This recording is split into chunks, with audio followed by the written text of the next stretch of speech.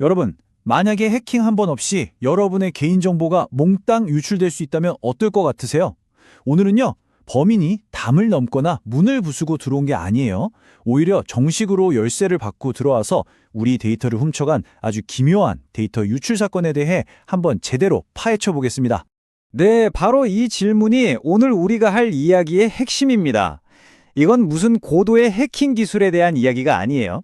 그보다는 시스템과 사람 사이에 신뢰라는 허점을 파고드는 전혀 새로운 종류의 위협에 대한 이야기죠. 자, 이 이야기는 우리한테 정말 익숙한 기업에서 시작됩니다. 바로 국내 대표 배달앱, 배달의 민족의 우령사 우아한 형제들인데요. 여기서 고객 정보가 유출돼서 실제 범죄에까지 악용됐다는 사실이 알려지면서 회사가 공식 사과를 하는 일까지 벌어졌습니다. 근데 이번 사건이 진짜 흥미로운 지점은 뭐냐면요. 이게 우리가 흔히 생각하는 외부에서 막 방화벽을 뚫고 들어오는 그런 해킹이 아니었다는 거예요. 오히려 정당한 열쇠, 그러니까 내부 시스템에 접근할 권한을 가진 사람이 그 신뢰를 배신하고 저지른 범죄였다는 거죠.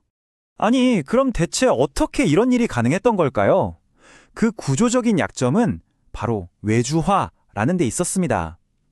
그러니까 고객 서비스 같은 핵심 업무를 외부 업체에 맡기다 보니까 생각지도 못한 관리의 사각지대가 생겨버린 겁니다. 범행 수법을 보면요, 정말 놀라울 정도로 간단해요. 범죄자가 대단한 해커일 필요도 없었던 거죠. 그냥 외주 상담 업체에 직원으로 취업만 하면 사실상 모든 준비가 끝나버리는 거였습니다. 자, 그러면 이 사건이 그냥 한 회사의 문제를 넘어서 플랫폼 앱을 쓰는 바로 우리에게 왜 그렇게 중요할까요? 한번 생각해 보세요. 우리가 배달앱의 그 편리함을 누리는 대가로 뭘 주고 있죠? 집 주소, 전화번호는 기본이고요. 뭘 시켜 먹었는지, 언제 시켜 먹는지.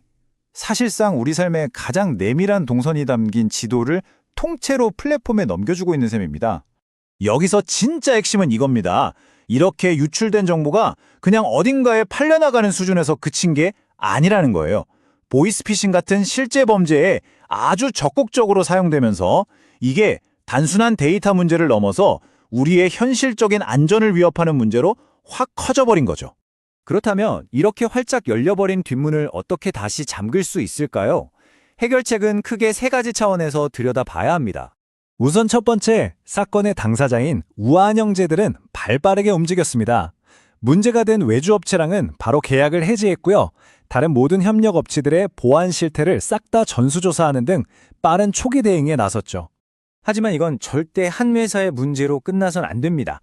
플랫폼 산업 전체가 이번 사건을 계기로 정신에 바짝 차려야 해요. 직원들의 데이터 접근 권한을 정말 꼭 필요한 만큼만으로 최소화하고 누가 언제 어디에 접속하는지 항상 지켜보고 좀 이상한 움직임이 있으면 자동으로 딱 잡아나는 시스템, 이런 걸 갖춰야 한다는 거죠. 그리고 마지막으로 정부의 역할도 정말 중요합니다.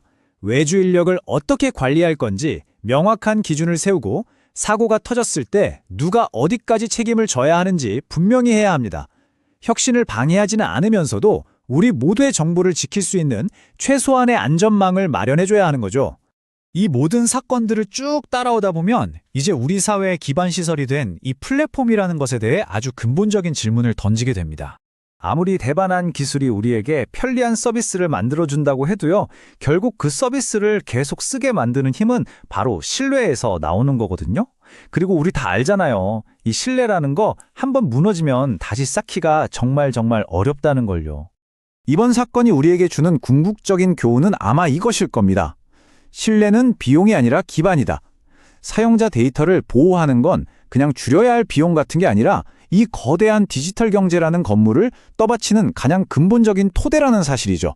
자, 이 설명을 들으신 지금 여러분의 정보는 과연 얼마나 안전하다고 느끼시나요?